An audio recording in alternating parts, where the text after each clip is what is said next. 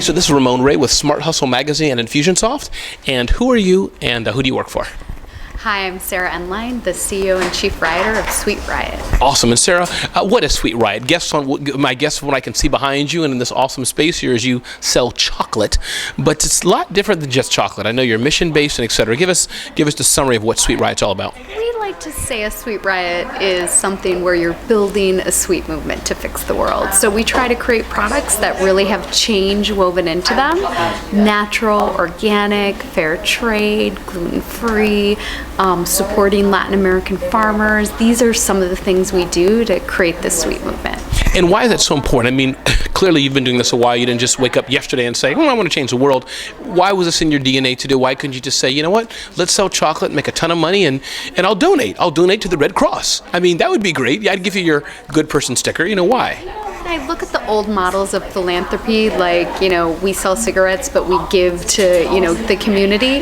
I just felt we could go deeper than that. For me, it was about a socially embedded product, a product that in its essence would help change the world.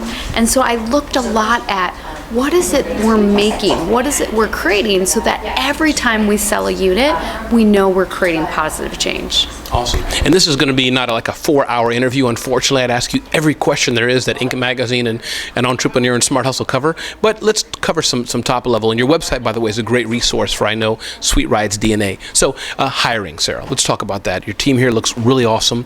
What are some tips you'd give for those who are in the journey when they're doing their first hire, their second hire, the third hire? What are some mistakes you've made? What are some best practices and how you hire the right person? Which I know is a complicated question. I always say to people that come to me, you're joining a team, you're joining a company, you're not joining a job. And so it's really about finding people that fit with your culture and your energy and your pace. And so we hire rioters first, and then, we can train later on the skills that are necessary. The other thing we really do is we focus on, hiring slowly. We don't rush into it. We check lots of references. We really use some models we've learned from the Entrepreneurs Organization, EO, to make sure we're very thoughtful about our hiring. And then the onboarding process is really important. The first day is something called riotation, like orientation. And then the first 90 days is something called riotbation, like probation, but in a positive way. I don't want to put someone on probation that's new, but I do want to set them up for success. I want to give them lots of feedback in their first 90 days and make sure they're ramping up to be the rioter we want them to be. And so awesome. It sounds like it's a two-way street, that you are seeing if they're a fit for you, but they also have the option to say, you know what, I'm not energetic, I think is one of your list of qualities on your website. Is that a fair statement? Yeah, we cultural fit is so important, and that first 90 days is so important. And I think we really try to keep, a clear focus on that initial time when they join and setting them up for success. And let's talk about your marketing, Sarah. I know you're like the queen of social media and TV and things of this nature. How have you done it again? To those who ask me that question, it's not overnight. I've worked hard to get where I am. And so, but tell us, what are some tips, I guess, you can give to those who are coming up and wondering, man, I have a great product. I have my chocolate, but, I'm not on CNN. I can't get on Good Morning America. Reuters didn't cover me. Why have they covered you and not them?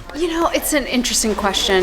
Why does the media cover what they cover? I think for us, we've been really lucky. I think there's a natural, authentic story. And so, when I think about the creation of the company, I really think of something called the Riot Soul. What was Sweet Riot formed with? Well, Sweet Riot was formed with amazing products and amazing people. And I think until you have that piece, you don't even go into the marketplace.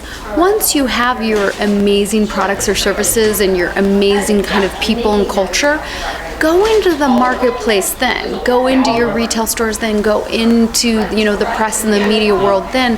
And they pick up on that energy. And when it's authentic, I think it radiates and they want to be a part of it.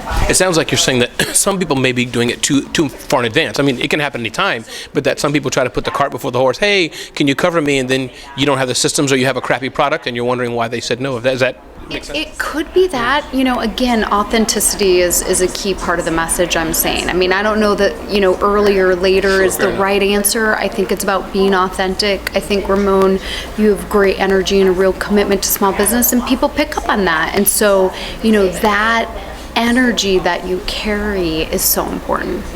Let's talk about two more things, Sarah, as we, two final questions. Again, I have 105 questions to ask you, but talk about numbers. I think that numbers are it's a weakness of mine, Sarah. It's as I'm a good marketer and I can do PR and speaking and other things, but numbers, one, I don't like them and it's challenging. Can you talk in summary the importance of numbers? I know Norm Brodsky, he often talks about numbers. How do you learn that, or what are some things you do in your company to focus on that? We've practiced open book management from the very beginning to really, be numbers focused. And there's two key meetings that help bring us back to a dashboard on a weekly basis. One of our meetings is called the Sweeting, and on a macro level, we're just, looking at our sales and looking at our inventory and looking at kind of, the big picture. And then we also do a meeting called the Rigs meeting, and those are our riotously important goals. What they really are the leading indicators. What do you track before to even hit the bigger goal? And I think if you don't track some of the sub goals, which in retail it could be how many stores have you visited, or it could be how many stores have you called. These some people call them leading indicators. Yes. Some people call them kind of your micro goals.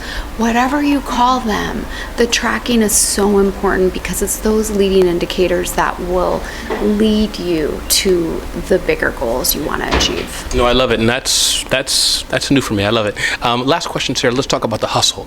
As you know, this is for Smart Hustle magazine.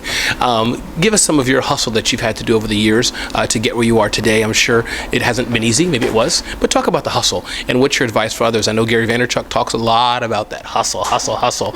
Maybe don't sleep as too much, but share some thoughts on that. I love the word hustle, Ramon. Thank you for sharing it. We tend to use the word stalking at Sweet Riot, but hustle is the same thing. And it's you gotta show up. It's just amazing people that don't show up or don't make the call or don't make the visit or don't make the trip or don't go to the trade show. You gotta do those things, right? You gotta create real presence in the marketplace. And whether you call it hustle or you call it something different, if you go hide, you can't build your business that way. So really getting out there to engage with the partners and the customers. And, for us, that may be, doing the trade show and really being present and watching and making sure we're taking care of our customers. Or it may be taking the risk to get on the plane to kind of go, make that initial sales call.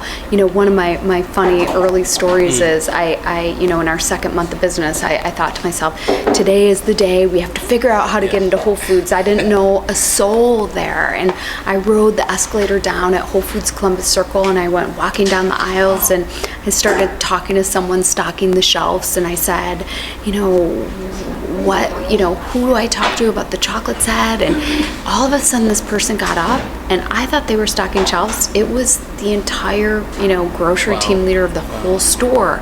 Now, because I was ready and I'm an entrepreneur, I pulled the product out of my pocket and I said, I'm doing this, that, and the other. And because of that passion and that hustle, I got a meeting where they took the product immediately. So I think, showing up, big part of the battle.